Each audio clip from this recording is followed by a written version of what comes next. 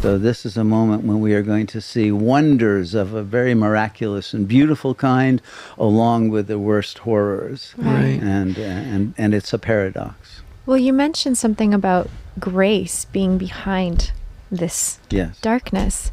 So you're saying that God consciousness is creating this destruction. Indirectly, let's put it this way, the egos are creating it. It's a fallen state, but God gives every being free will, and we have misused our free will and chosen to fall into lower forms of enjoyment and cut ourselves off from God and from the Dharma, the values that would sustain society. So in our free will, we have violated the laws of God. So in that sense, God is innocent of it because He gives us that free will, and we've misused our freedom.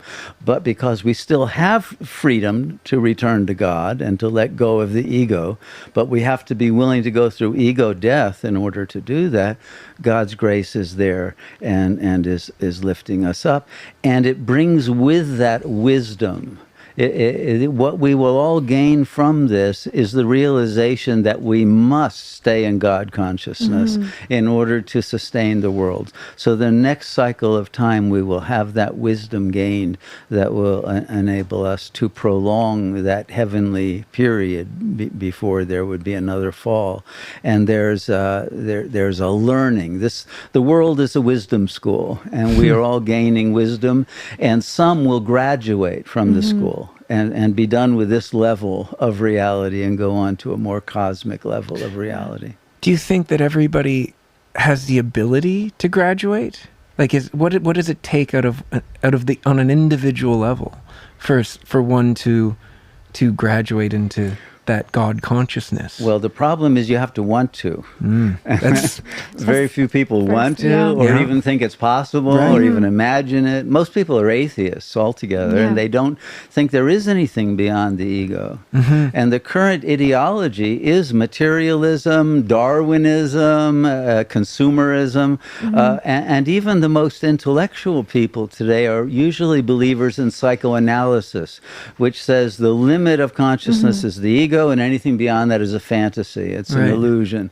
So they cause people to feel it's ridiculous, it's a fantasy, and if we're mature, we'll stay in the ego and the drudgery of that level and accept that as that's all that's possible. And people don't even try. But if you have enough intellectual curiosity for the truth, then you will discover in the practice of meditation that there is a level of consciousness beyond the ego, and it's filled with light and filled with insight that you won't get any other way but through meditating, and the ability to transcend and feel the blissful presence of God. And it's that, once you have the taste of God consciousness, that brings you to be able to break free of all the ideologies and belief systems of Kali Yuga.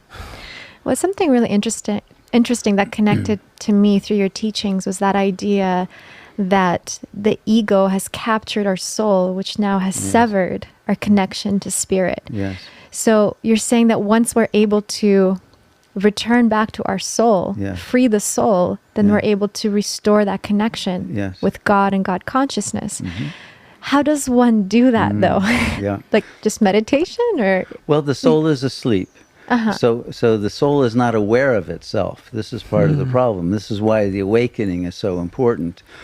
And as people see how bad things are, and they recognize the deceptive nature of not only the egos running the world and in the media, but their own ego is lying to them, and it's creating false desires and beliefs and an inability to love and to relate properly.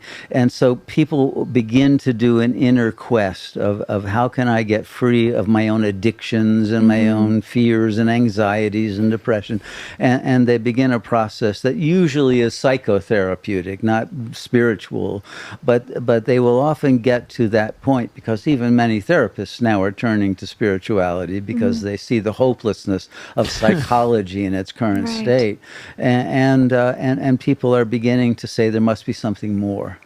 And when you do that, then the soul will be triggered to awaken, and it will extract itself from the ego and go through a rite of passage, which we call ego death.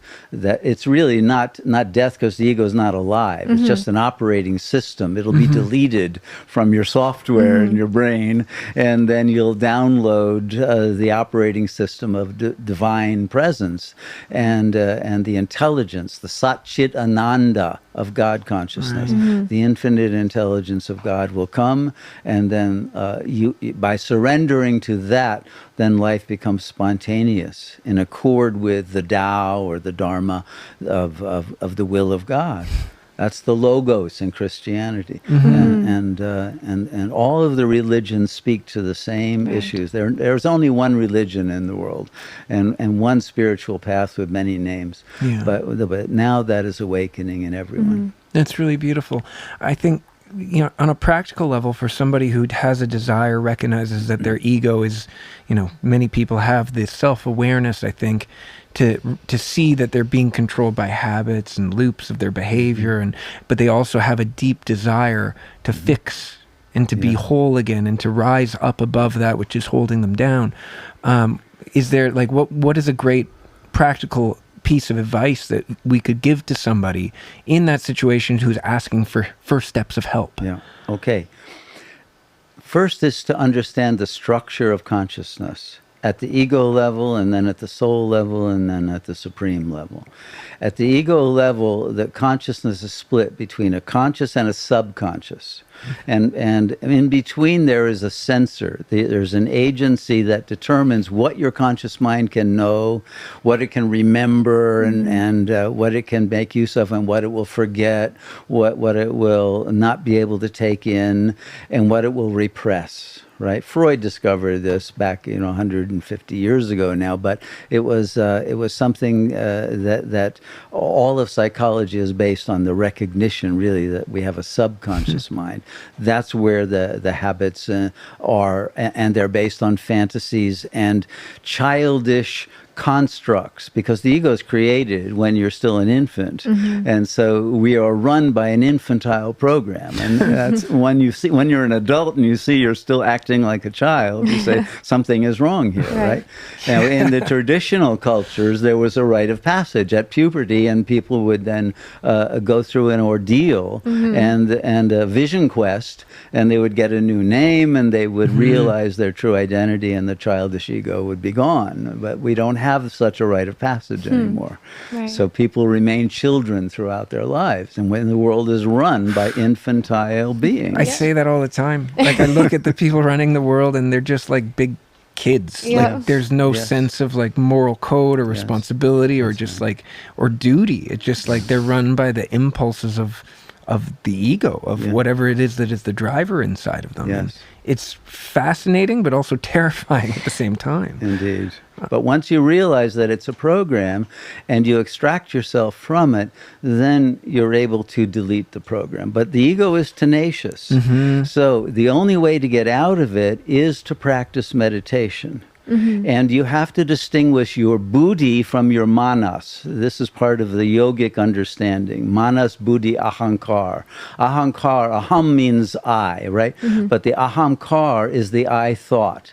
And the ego mind will continue to produce I thoughts. I want this, I hate that, I should do this, right? All of those I thoughts. And the manas then creates narratives about them. Oh, those people are like this. And it's full of projections and judgments and all kinds of negative attitudes toward the world. The buddhi is the capacity of the intellect to discern the illusion that the manas and the ahankara are creating. So if you awaken your buddhi, that which is becoming a Buddha, right? You awaken the buddhi at the soul level, you are then able to deconstruct the ego. But to awaken the buddhi, you have to silence the ego mind, because nearly, let's say 99% of your thoughts are ego thoughts. They're not the buddhi's thoughts, they're ego thoughts, and they are deceiving you. Right. And so until you get to the point where you are master of your mind and you can keep the mind silent for a long period in meditation, then you create a space in which you download higher knowledge and power, willpower, that the ego doesn't have because it is in internal conflict with itself. The ego wants so many different things that its willpower is paralyzed and deadlocked generally, because it doesn't know what it really wants, because it lacks essence. But once the buddhi is awakened and the heart is open, because this happens at chakra 4 and then chakra 5, which is the wisdom chakra. When these two are integrated, then you have the willpower, the wisdom, and the love of life, of God, of truth, of nature, of beauty, to be able to bring about a harmonious life for yourself and to create that for everyone in your sphere of influence. Right.